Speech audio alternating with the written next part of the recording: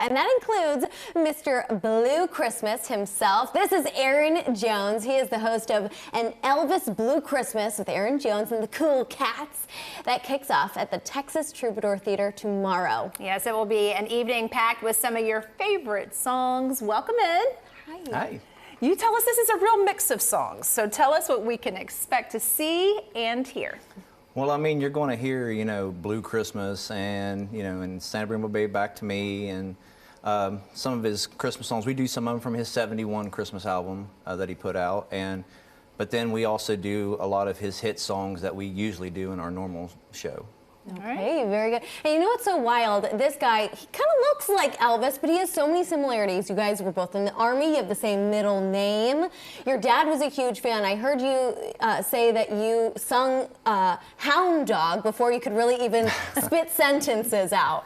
That's what everybody always told me. They said that, they's like, when I was a little kid, anytime we'd go any place that there was a jukebox, they would always get a big kick out of it because they'd go put an Elvis song on the jukebox and they'd be like, now watch Aron, he'll get up and start dancing, and I was just little, a couple years old, and I'd get up and I'd start moving around and stuff like that, and they loved it. Oh, so sweet. So from when you were little to high school, we were just talking about, you always had the pompadour and the leather boots and the leather jacket, so you always loved the 50s music? Always. All the 50s music, early 60s music, doo-wop, that was what I grew up on, so I love all of it, still do. Oh my gosh, you have the soul for Elvis. I just love it. So how do you get into character if you're already pretty much there?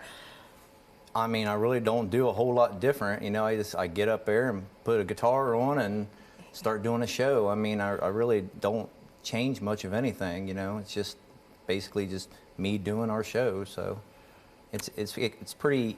For me, it's pretty easy, so I don't know. Probably easy to listen to then, too. What about those moves, though? I mean, they just came naturally as a kid. We were just seeing some video of you shaking those hips.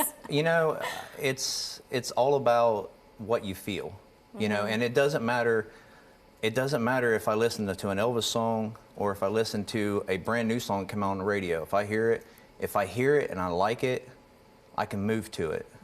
And if it's something I'm really not digging, I won't move at all. And that's how people can always tell if I like something that I hear, because they'll be like, well, he's moving to it. And I move the same no matter what it is. So, I'm always got the legs going and all that stuff. And it could be, like I said, a brand new song, or it could be one from the 50s. But if I like it, I'm moving to it. Uh-oh, watch out. Okay, I have a question. Since you basically have like the Elvis soul planted in your heart, if he were still alive, what do you think he would say about today's music?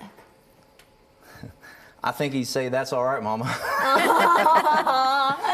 Any way they do. I think he would find something from every form of music and love it, because his taste in music was so diverse. I mean, he liked all kinds of music. Music you'd never think he would like, He loved it, and he would find something in every kind of music that he liked, and he would hold on to it. And his record collection is pretty unique.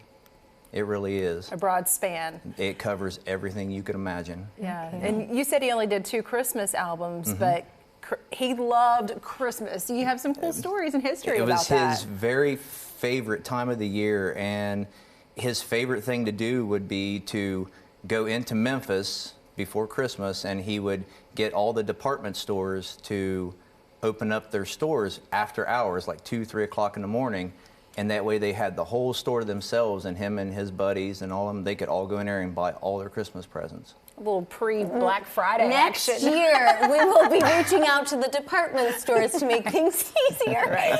Okay, I've got to ask, how is this different than any other tribute show? Everybody has their own type of tribute that they do to Elvis and any other, entertainer for that matter. The thing that I tend to do different in ours, because, I was a fan first.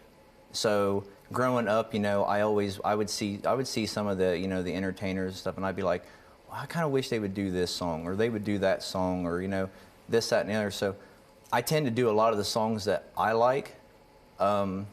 And a lot of the ones that I like are a lot of the B-sides and stuff that not everybody else does. Everybody does Heartbreak Hotel, everybody does Hound Dog, but hardly anybody does Fame and Fortune or does Don't You Think It's Time or you know, Reconsider Baby or something like that.